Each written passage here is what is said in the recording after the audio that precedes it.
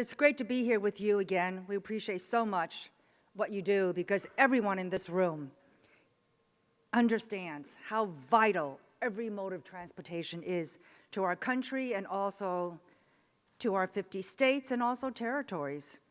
It is part of our economic vibrancy, productivity, and opportunity for everyone who live within these borders. And you get that the US has about 89,000 local departments, local governments, and most of which are grappling with infrastructure needs that are profoundly important to their communities, to your communities. And we all want to help to address those needs.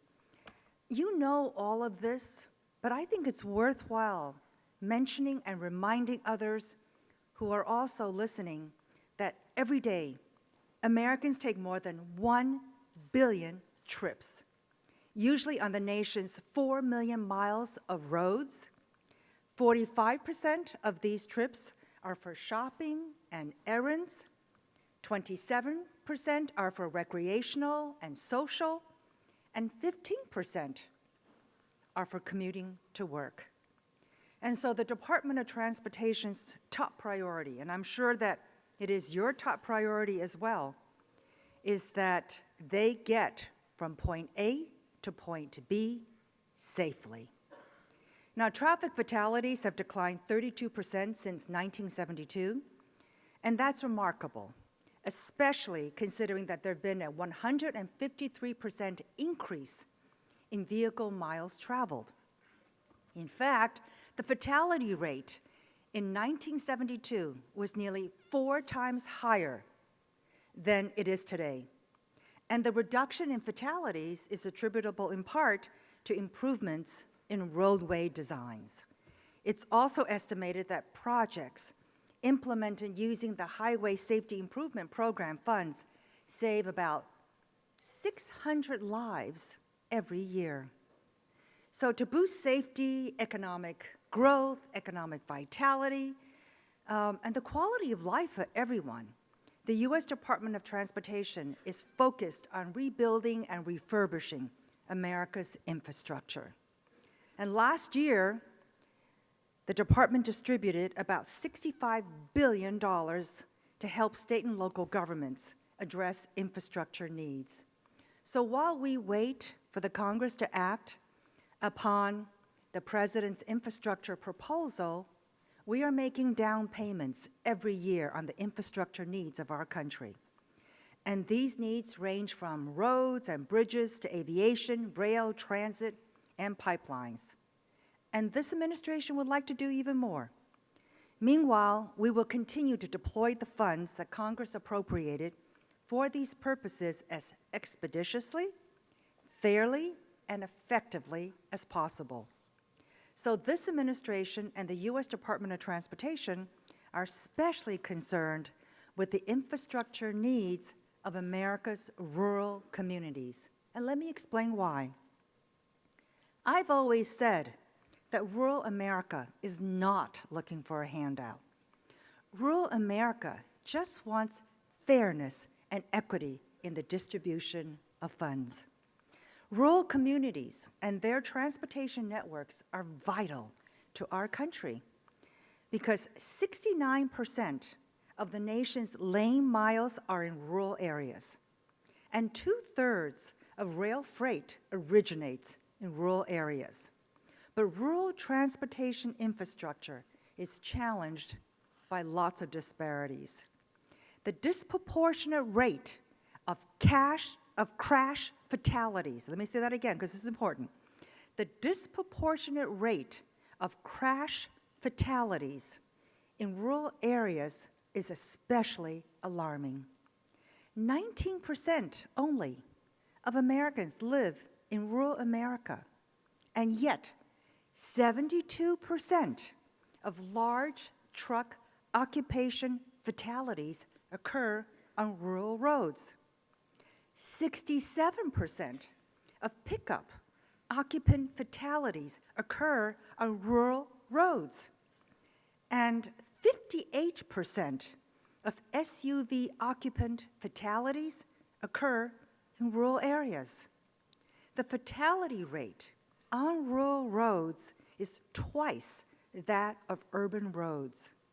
Unless people think that rural roads and rural statistics only apply to rural America, it's not true. People from urban areas travel on rural roads. So, and of the nation's bridges that are in poor condition, 80% are in rural areas. So addressing these inequities calls for a sharper focus on our investment in rural areas to meet national priorities. So this administration intends to solidify that commitment for the longer term. And the goal is to ensure that all projects funded through the U.S. Department of Transportation receive equal consideration for funding that reflects the values that they provide to America's economy and to the American people. So today, I am pleased to announce a new initiative to ensure that rural infrastructure is given full consideration in all of the U.S. Department of Transportation's discretionary grant programs. And this initiative will be known as the R.O.U.T.E initiative, Rural Opportunities to Use Transportation for Economic Success. We're going to bring together leaders and staff in key infrastructure modes, highways, aviation, transit, and railroads to examine grant programs' potential to better support the nation's critical rural transportation infrastructure. And so later this week, I'm going to be signing the order setting up a new Rural Transportation Council to execute and manage the R.O.U.T.E initiative and to involve stakeholders, starting with state departments of transportation, local governments, and national organizations. And the objective is to improve analysis of rural projects that apply to receive the department's discretionary grants. It will also serve as a helpful centralized point of information for transportation officials throughout the country and project sponsors serving rural areas. And it's going to be so helpful in accessing and navigating programs and resources across the modal agencies. I've often said the Department of Transportation is a huge, complex, decentralized organization.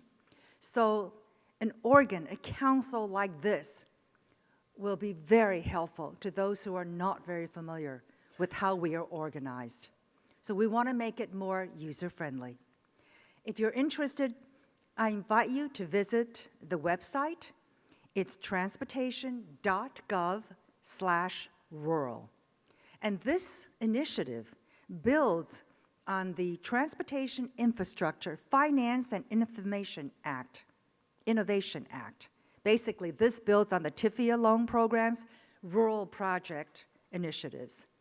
And at this point, I want to single out two people in particular. A whole bunch of people have been working on this at the department, but I want to thank Janine Miller, who's Senior Advisor to the Secretary, who has been so pivotal in pulling this together. She's a Georgian who understands rural America, and she worked previously at the Department of Agriculture. So Janine Miller has been terrific, and then also Nicole Nason, of course. Nicole has been such an incredible addition to the department, and I want to give those two leaders. Did you notice they're females too?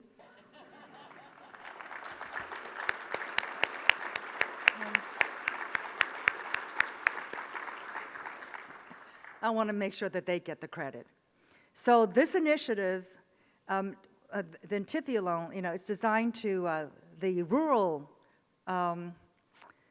project initiative within the TIFIA loan was designed to encourage utilization of the TIFIA loan program. It offers lower project cost thresholds for loan eligibility. That's this rural initiative. The Rural Initiative project within the TIFIA loan program offers lower project cost thresholds for loan eligibility, subsidized interest rates, and the cover of fees to encourage use of the credit program for infrastructure projects in rural areas. Now, prior to this administration, only 21% of build funding was awarded to rural areas. Since 2017, special consideration has been given to projects that emphasize improved access to reliable, safe, and affordable transportation for rural communities, because this has been a traditionally under-focused, ignored part of the grant programs. And so as a result, 70% of the fiscal year 2018 build grants were found to be meritorious enough to go to rural areas. So once again, we're not asking for special favors. That's what I hear all the time from rural representatives. What they want is a fair shake and an opportunity to have their projects evaluated on a merit basis and on an equitable basis.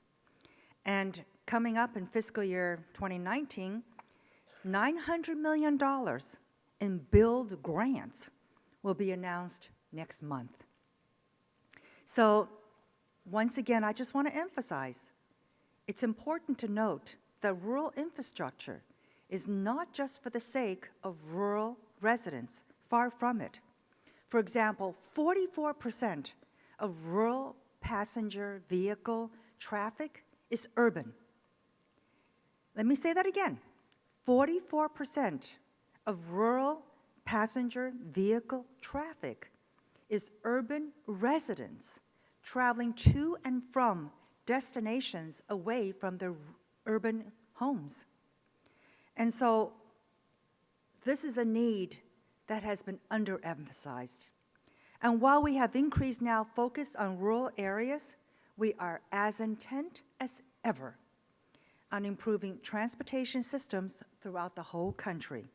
So in June, the U.S. Department of Transportation awarded $321 million in nationally significant federal, lands, and tribal project grants. In July, the department awarded $856 million in nationally significant freight and highway project grants. In August, $272 million was awarded through the Federal Railroad Administration's State of Good Repair program. $326 million was awarded under the CRISI grants. It's called the Consolidated Rail Infrastructure and Safety Improvement Program, and also Special Transportation Circumstances Program. And there's been a NOFO now that's been issued for the new $292 million port infrastructure grant programs. It was just published.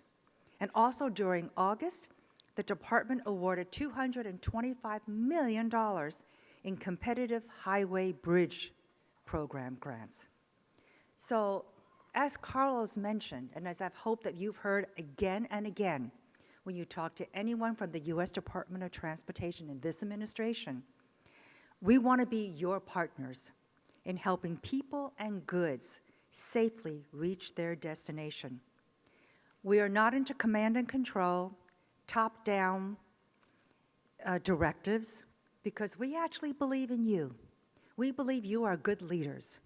You are embedded in your communities, and you know best what are the needs within your communities.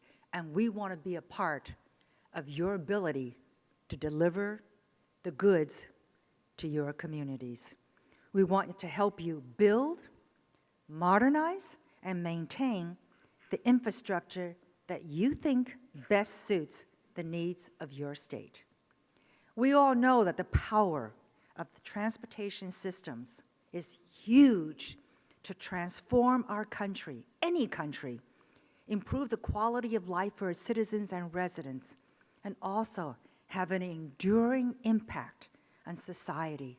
We know that, and that is our challenge, bit by bit, project by project, mile after mile, those who modernize and maintain America's transportation infrastructure are also laying the groundwork for a better future, a stronger America for all our people. So from my heart, as the U.S. Secretary of Transportation, I thank you so much for what you do to serve our country and to improve our country for all of our citizens and residents. Thank you so much for having me here. Great. Appreciate it.